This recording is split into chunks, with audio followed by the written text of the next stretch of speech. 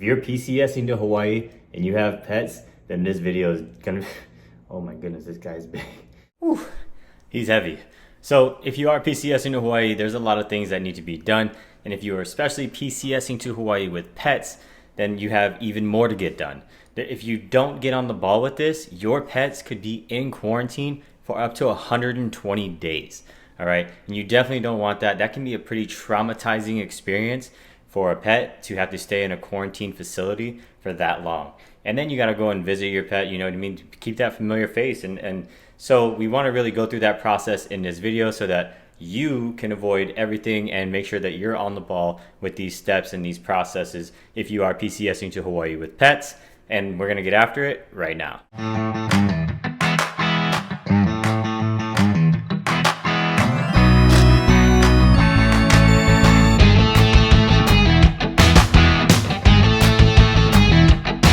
What's going on, you guys? It is Ryan Strong. I am a military veteran and real estate agent out here in Hawaii, more specifically on the island of Oahu. And if you are new to this channel is all about living in Hawaii. Everything, the good, the bad, the ugly, the up, down, left, right, everything that you need to learn about Hawaii. And honestly, I'm getting so many people reaching out to me and I absolutely love it. People are reaching out that are moving to Hawaii and looking to buy a home in Hawaii. And if that sounds like you and something that you're interested in doing, then you've got to give me a call, you got to shoot me a text, you got to send me an email, however you'd like to get a hold of me, because I got your back when moving to Hawaii.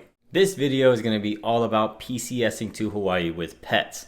This is something that I'm just very passionate about. As you can see, I actually have 3 dogs. I only brought him in the picture, but 3 dogs. And so this is something that I'm just very passionate about, right? These are my family, right? I treat them like they're literally my kids. I do cradle him like that, even in the chair.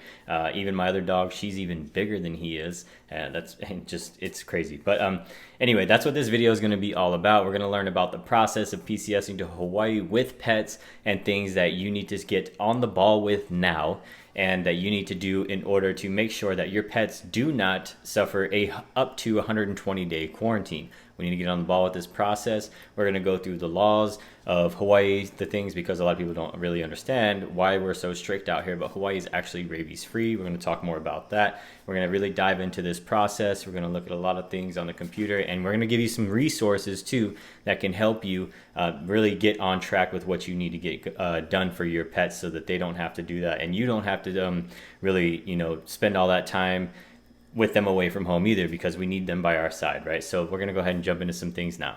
Let's start off with some of the boring stuff. We're going to look at some of the not so fun things, but then we're going to really get into the process, and we're going to talk about what you can do to make sure that you can possibly get into the 5-day or less quarantine for your pets. So let's go ahead and pull up some of the laws that we have right from hdoa.hawaii.gov, okay? So Hawaii's animal quarantine law. Hawaii is rabies-free. Hawaii's quarantine law is designed to protect residents and pets from potentially serious health problems associated with the introduction and spread of rabies.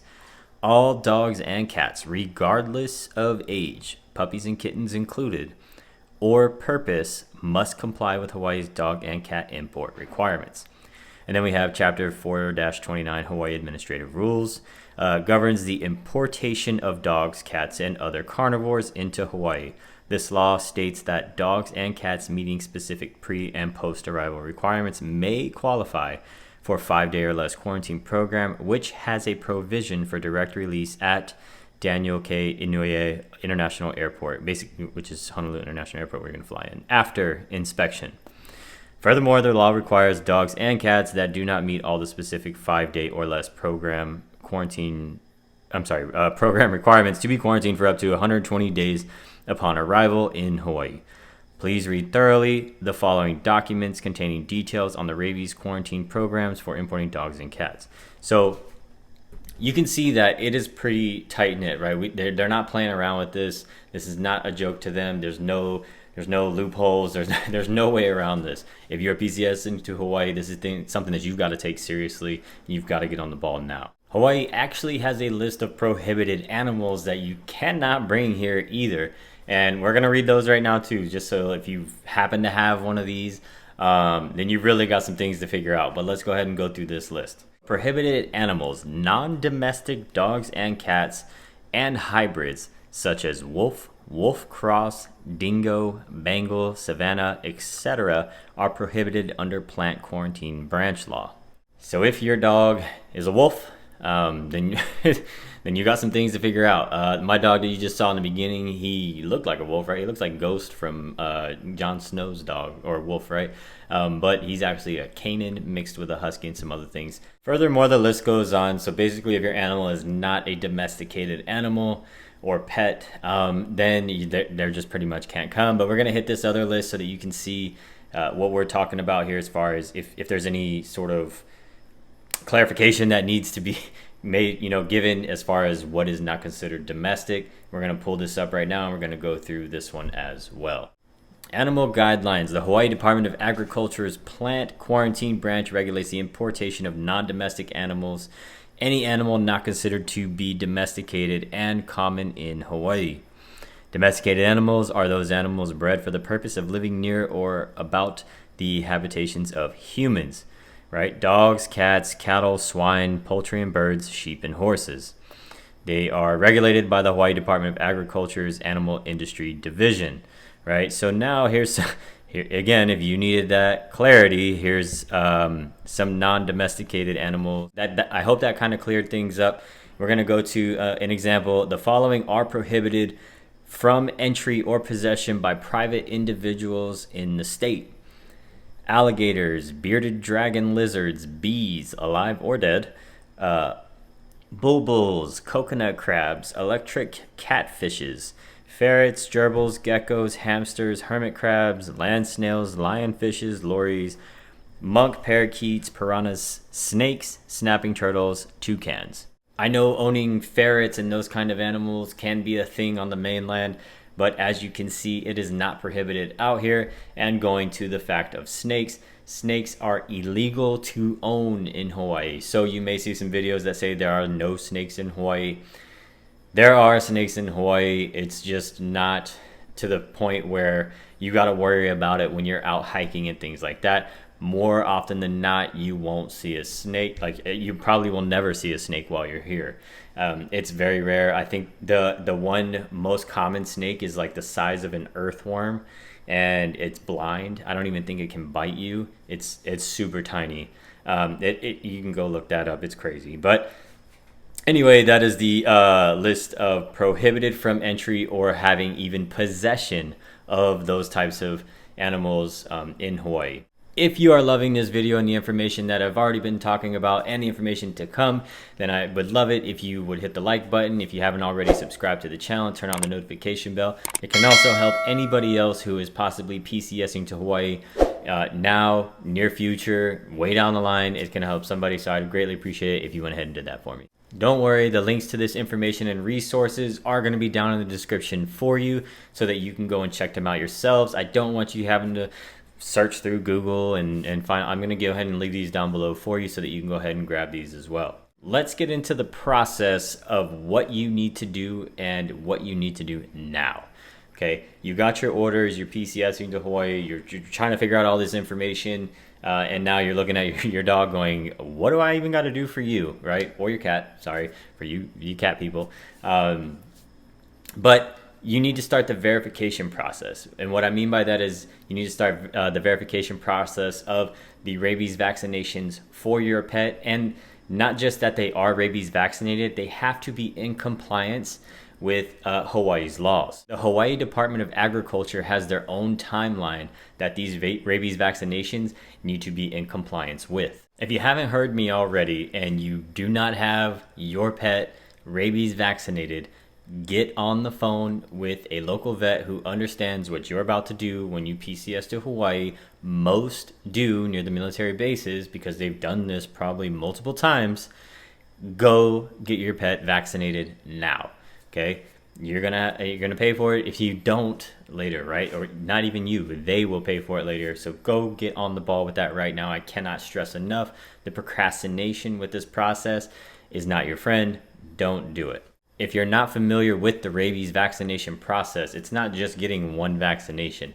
It's a series of vaccinations that have to happen over several months of a time frame. So go ahead and do your homework on that, but get started on that now. Let your local vet approved facility know what you're about to do, and let them know that like you need to get on the ball with this. They have not had any vaccinations, and you need to make sure that you keep up with all the documentation. You need to be able to provide all the documentation so that your pet can hopefully do the 5-day or less quarantine, which we're about to get into right now.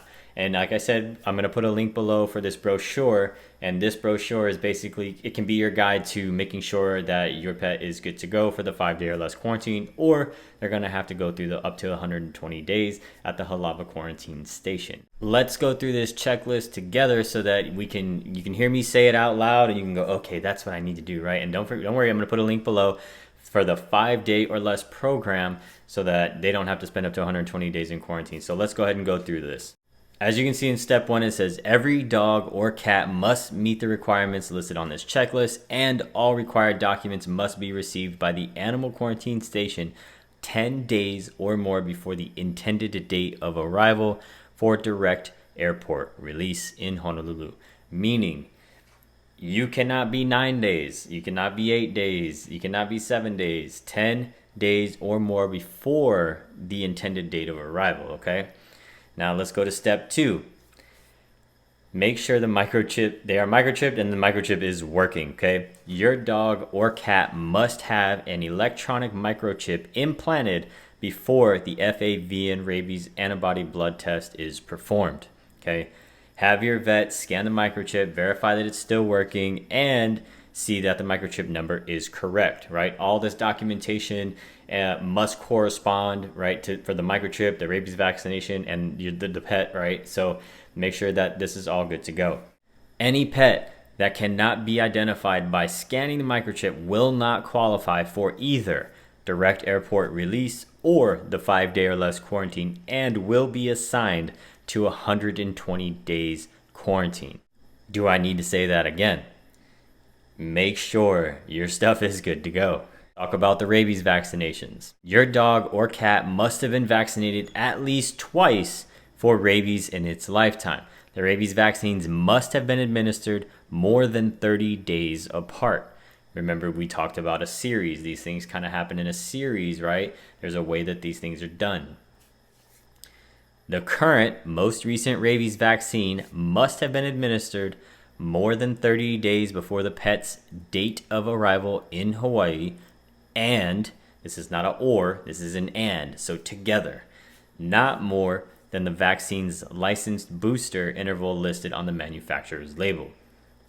And then it even has a note here with bold, 2 rabies vaccinations are required. The pet's most recent rabies vaccination must not be expired when your pet arrives in Hawaii. If arrival in Hawaii occurs before 30 days has elapsed from the most recent rabies vaccination, the animal is subject to quarantine until the 30 days are completed.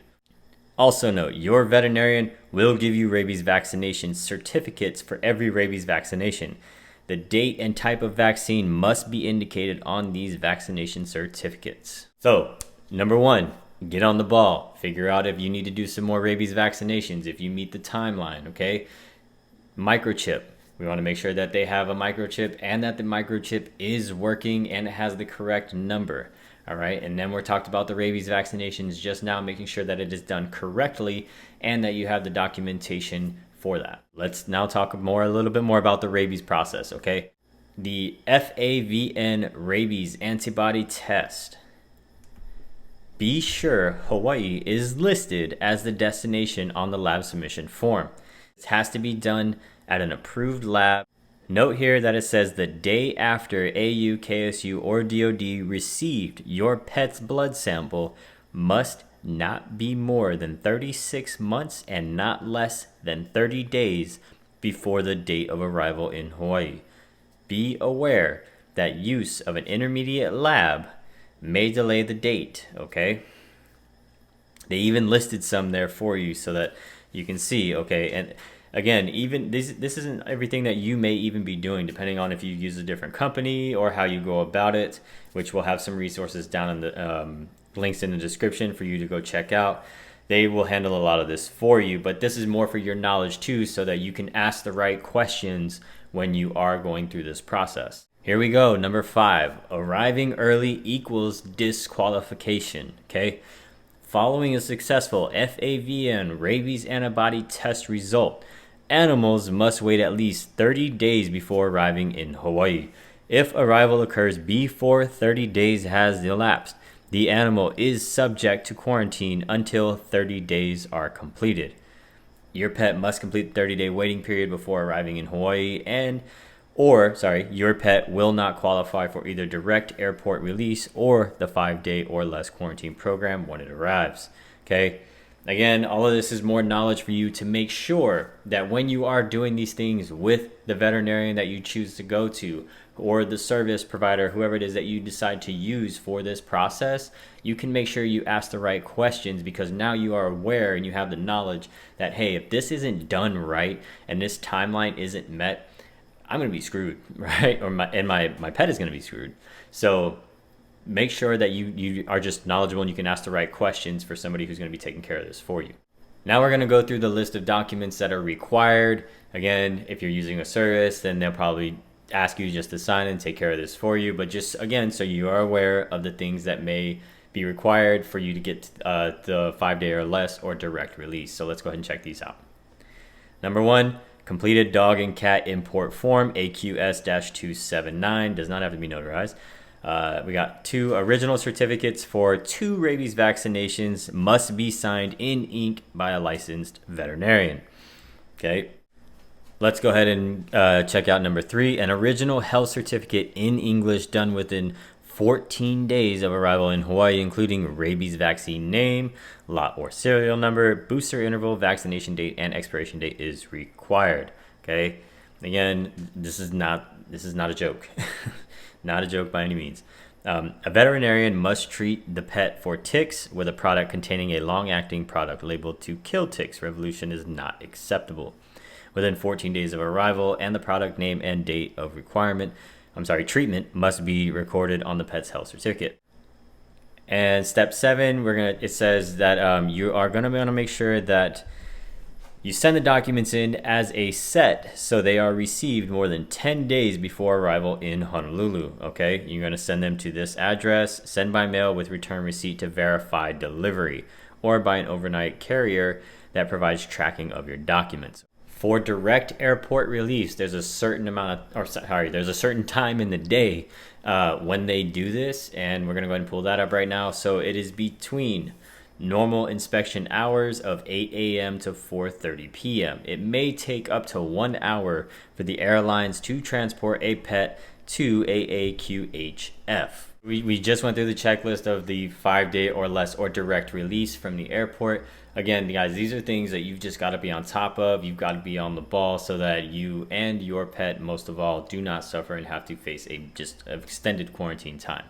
Now, even if you are trying to do the 5-day or less quarantine, there still is a 120-day pre-arrival waiting period that needs to be completed too. Okay, so again, these are things that you've got to bring up with the veterinarian that you choose or the service that you choose, so that you can make sure that these things happen in the right time frames. This is a big thing with having documentation and the right time frames of release and these types of things. Sending the documents, right? We went over all that in this process. What happens to your pet when you get to Hawaii? Okay, when they get here, what's going to happen is they're going to go to the animal quarantine facility in the airport. They're going to let them out of the crates into that little area in their little facility that they have, and let them drink water and sort of stretch out, these types of things. If you would like your dog to be given some food, you can do that, and that's per request by the owner, to make sure that they get a little bit something in their stomach. Get them a little treat or something, right? What happens is that if your dog or cat or pet does not qualify for the direct release,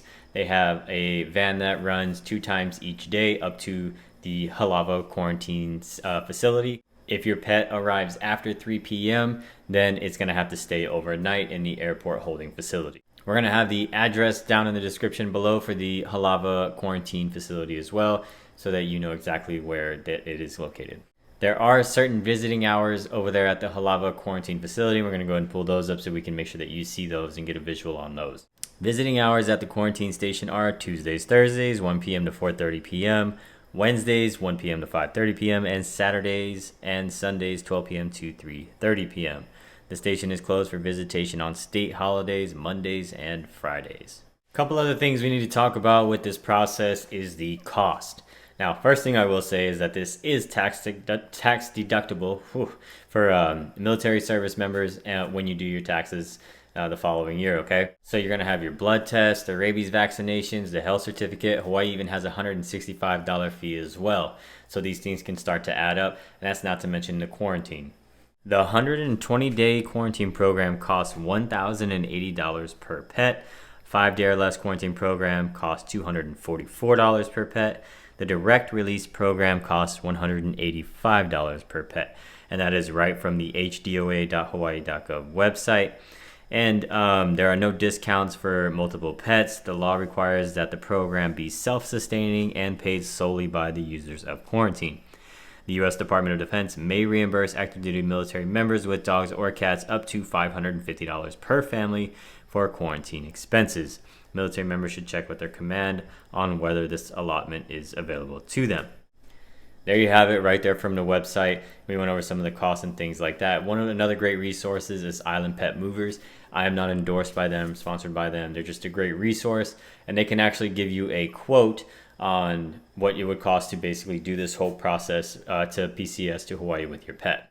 That was a lot to digest. Holy crap, that was a lot to digest. But you can see how important this is and that you have got to get on it. You got a lot to do. So go ahead and make sure that you are just getting on the ball with this. I know you probably looked at your little one, I don't know, or your fur baby, I don't know how many times during this video and went, oh man, I need to go find that documentation, or I need to call the vet. And you're already on Google while you're watching this video, right? And looking for veterinarians, local veterinarians and things like that. Or even if there's a veterinarian on base that you can reach out to get started.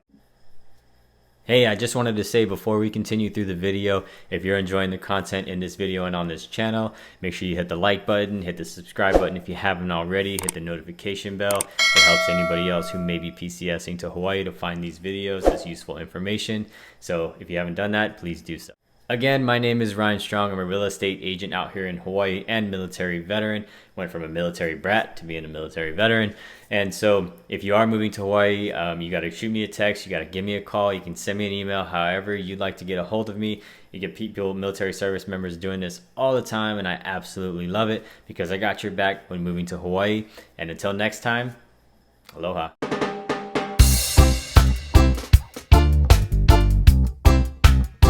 Thank you.